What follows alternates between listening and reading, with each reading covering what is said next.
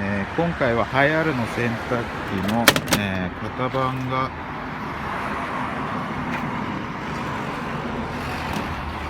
JW-K50H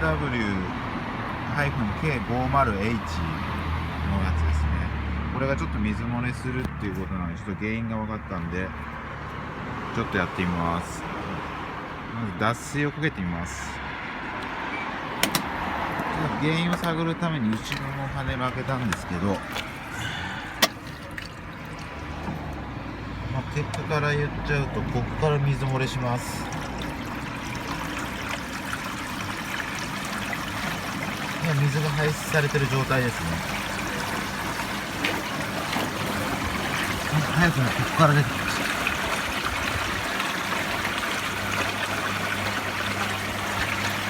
出てきますね。